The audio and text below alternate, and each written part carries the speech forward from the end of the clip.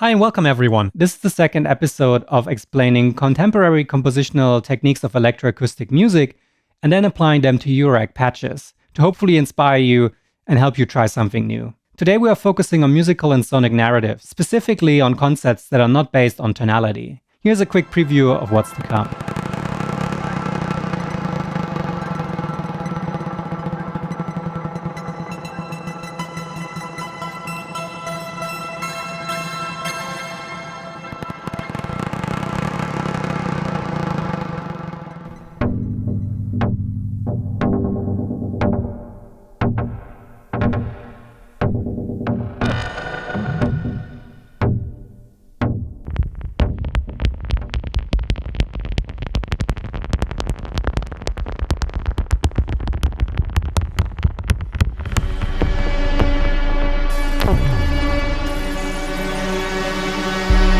In his book on composing electronic music, Curtis Rhodes writes that a musical narrative is the backbone of any successful music composition. But what makes up a sonic narrative? If you'd want to describe it very high level, Curtis Rhodes calls it the probing and exploration of a space of possibilities. But in a more tangible way, we could call narrative as whatever the listener is sensing as the composer's intention or the purpose of a composition's elements and structures. An effective narrative is normally based on creating, supporting, or subverting the expectations of the listener. Curtis Rhodes even stresses that every structure, phrase, individual sound, and even microsound follows its own narrative, in addition to possible overarching narratives. If we start at the highest level possible, there are two types of sound that can create a narrative: referential and abstract sounds. And composers will often intertwine both types of sounds to create their own soundscapes. Referential sounds are things we know and can contextualize, like the sound of a conversation, the sounds of gun shells, or the ambience of the jungle. We can immediately paint a picture in our mind what could be referred to. Abstract sounds afford us no such easy reference, but are nevertheless usable for creating a narrative. For example, if we look at tonal music, we know that after a certain series of chords, we really expect a resolution chord. And the composer can decide to release the attention by delivering or suspending said resolution. Even though there's less priming and culturally ingrained musical rules when it comes to non-tonal music, a narrative can still be created. So far we are talking about referential and abstract sounds, but James Undine proposed a division of narrative modes relating to acousmatic music into 10 different types, which will help us think more concretely about narratives. So let me make a point on why this further distinction of narrative modes matters. As I've already mentioned, a musical narrative is a way for the listener to interact with your music, maybe even create a bond. This graphic illustrates that there is still narrative to be created that gets the listener excited beyond vocal lines and chords. For example, by employing material, spatial, or parametric narratives. Let's look into each narrative a bit more now. So the material narrative is all about real-world materials and sounds that we know from our daily lives. So we can think about it as hearing the sounds of glass or hearing the sounds of gunshots, etc., putting us into a certain scenery. Here's an example.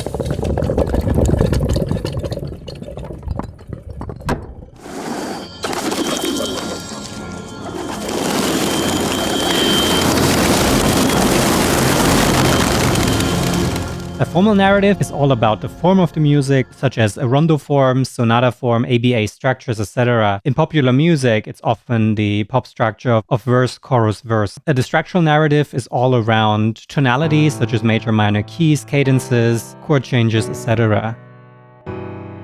The mimetic narrative is about movement that we know from real life, such as the bouncing ball behavior or the Doppler effect when a car passes you by. Embodied narrative is things that we imagine ourselves creating. So if you're a piano player, you would probably imagine yourself playing piano keys when you hear a piano performance. Parametric narrative is all about a single parameter that is being explored to great extents. For example, spatial narrative is all about a sense of space a sound can convey. Studio narrative is about imagining how the piece was made using specific studio tools. Textual, of course, is narrative based on human voice, somebody guiding you. For example, it's a calm morning. I'm on Kids Beach in Vancouver. Whereas the extra musical narrative is about anything that is not the music itself, such as the title, presentation, etc. It is important to note that music compositions will often only employ a few of these narratives, and the main narrative may change over time. It is also important to consider the listener's point of view. A listener might not be able to piece together all narrative modes that the composer intended, and may even add some narrative of their own. There's no way of knowing which narratives the listener might pick up on, but I think this is a precious feature of all music and art in general. So let me be clear, I'm not saying that having as much narratives as possible in your music will make it any better, but I think it is important to be aware of musical narratives, to use them as an inspiration. Let's check out a few patch examples. The first example I want to show you today is this bouncing ball patch here. I like this bouncing ball patch a lot for two main reasons. First, as a beginner in Eurorack, it really teaches you that you can get really cool results if you modulate the modulation. And so in this patch here, what I'm doing is I'm modulating the release of my envelope to become shorter over time using another envelope. You can hear the results here. They do sound pretty convincing, like a ball being dropped.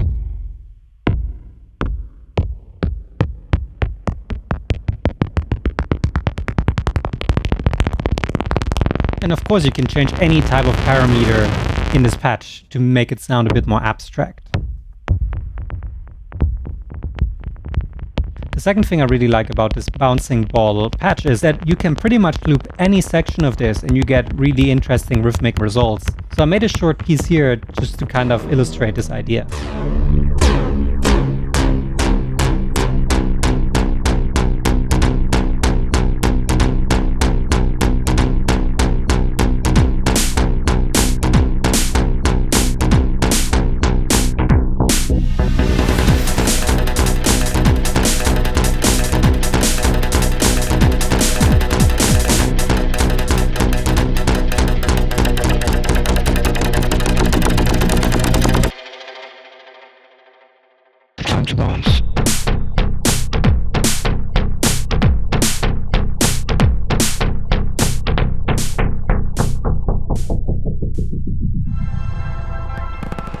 But you can also adapt this idea. In this case here, instead of changing the release time of an envelope, I'm changing the speed of a square wave LFO that acts as a trigger for my Arbhar. So I have a lot of triggers in the beginning that peter out towards the end. I'm also changing the length of each grain to become longer as time goes on, so I get these interesting granular effects.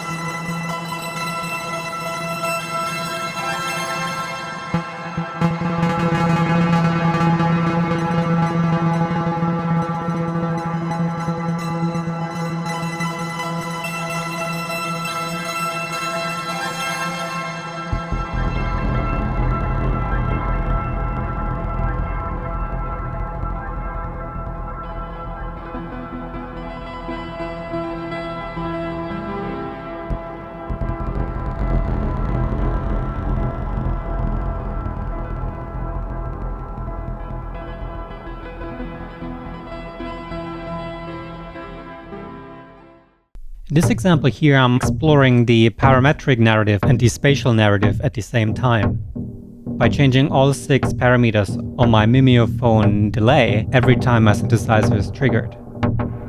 So we can hear a different space with each synthesizer hit. I particularly like randomizing effects on every step because it really adds some flavor to your synthesizer sounds.